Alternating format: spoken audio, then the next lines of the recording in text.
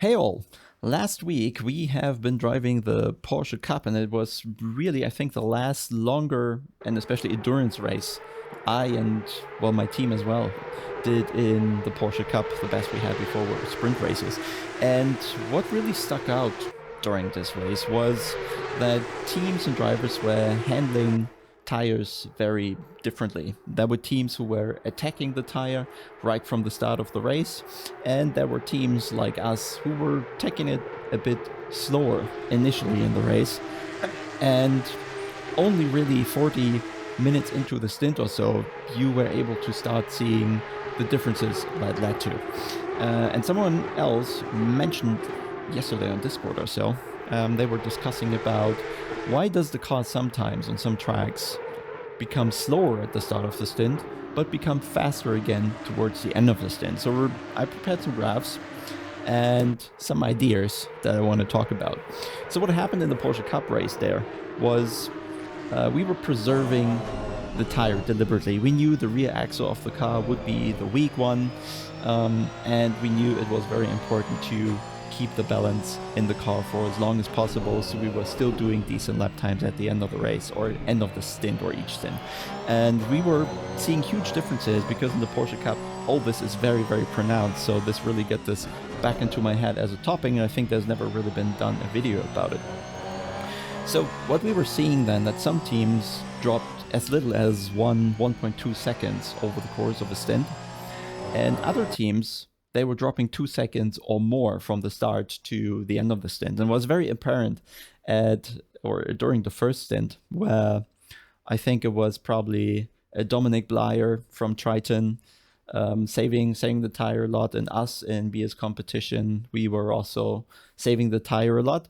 But then you had this Russian team, I think it was Simra Pro, I believe, who were not really conserving the tire. They were really pushing at the start of the race, gaining positions. They were second, they were chasing down the leader, were gaining time initially, but then suddenly they completely broke down. They started going half a second slower, pretty soon a second slower, 1.5, 2 seconds slower, and everybody caught back up to them. And this is where we get into one of those all-time great fights, I believe, in those races. And you can really see, checking the onboards, that they were struggling with the car in every corner. They really didn't dare to turn in at all anymore, because each turn on the steering wheel would have immediately led to the rear stepping out. So they had zero confidence in the car because they were simply pushing it too much in the beginning. And next week I'll do a video on really how to preserve your tires. Not the topic of the video, it's just highlighting the importance of that.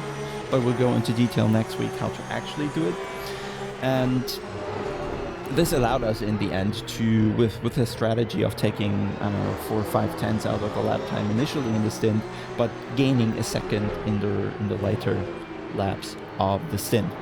And then there was this other question: how does actually fuel level play into this, and why are there tracks where you keep losing time over the entire stint, and why are there tracks where you initially drop some pace and then you do gain pace back at the end of the race? So I did prepare some graphics, and I'll show you right here. So it's really simple, but let me talk you through this. So on the vertical axis, what we're seeing is the lap time potential. On the x-axis, we're seeing the amount of laps, right? Don't take this literally. I just put it to 100 because it's simpler to display, but certainly the stints are usually a lot shorter than that. Make it 30, 40, okay? But so ignore the number, just the amount of laps. And then the blue line, what it represents is the potential of lap time in the car based on tire wear, right? So we start in the first lap, the tire is optimum, it can produce its maximum grip, and then the first couple laps it drops rather quickly, right? It's maybe ACC doesn't exactly model it like this. There's probably a little more steps. The tire gains some grip, loses some grips, and loses some more. It's kind of slightly different to that, but to convey the idea, this is perfectly fine to look at. So you can see lap time potential drops quite a bit initially, and then the further lap time drop slows down and down and down. At the same time, we do have the black line representing the fuel consumption, which is linear, of course, because we tend to use the same amount every lap.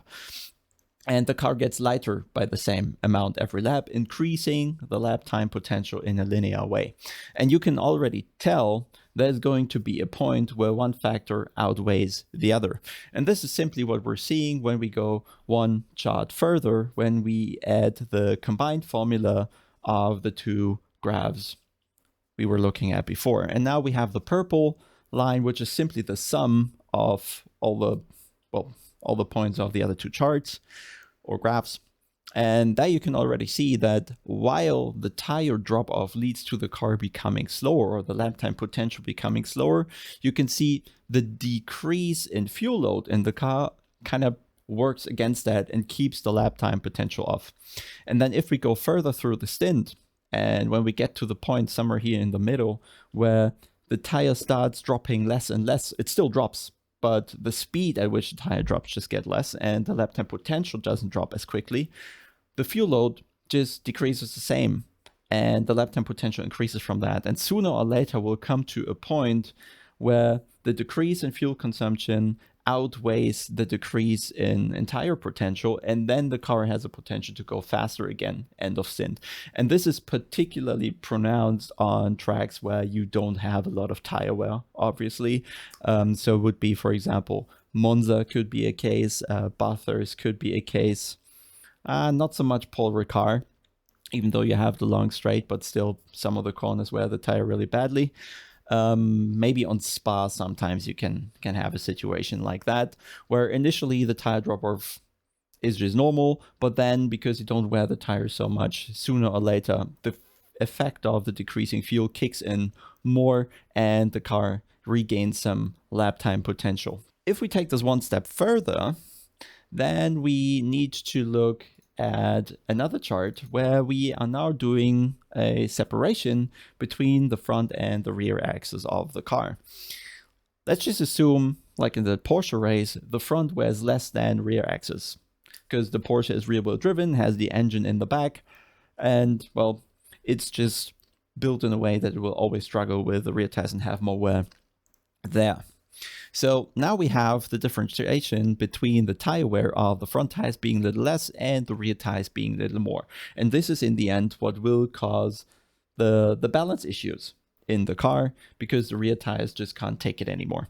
And if we take that one step further and we again have the kind of lap time potential of both axes in combination with the fuel consumption, then we can see now the purple line representing the front tire grip and the green line representing the rear tire grip. And then you can just see that both tires are continuously growing apart, the lap time potential of both axes of the car growing apart. And this is essentially what causes the imbalance that everybody will experience over a stint, but some teams will experience more, some teams will experience less, depending on if they have a large spread between front and rear tire, or if they manage to keep a small spread between the front and rear tires. And I think this is already the core of the video.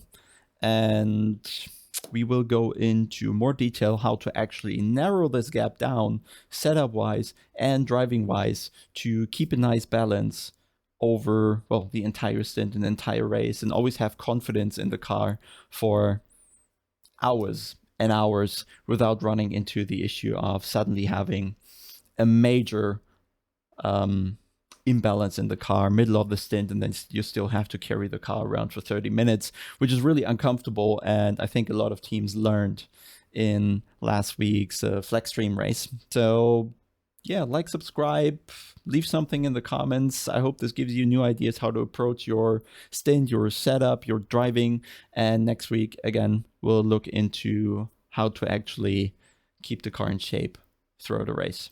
Bye. Over the last couple of months, we've been developing our own telemetry software around ACC. It's called popometer.io, and it's geared towards everyone who seriously wants to improve their driving and lap times. We are working together with a lot of professional esports players and engineers on the game of ACC who are creating data packs that always includes a setup and telemetry data. This telemetry data then is visualized on our platform and very easy to access. You pretty much don't need to do anything. It's much easier than Motec, for example. And you can view side by side what the inputs are that you do and what the inputs are of a professional esports driver. Additionally, we have found a way to visualize the line, which makes it really easy to compare where you're placing the car and eventually where you are losing the time. So if you're a very determined sim racer who wants to improve their lap times, probably worth checking out popometer.io and give it a go.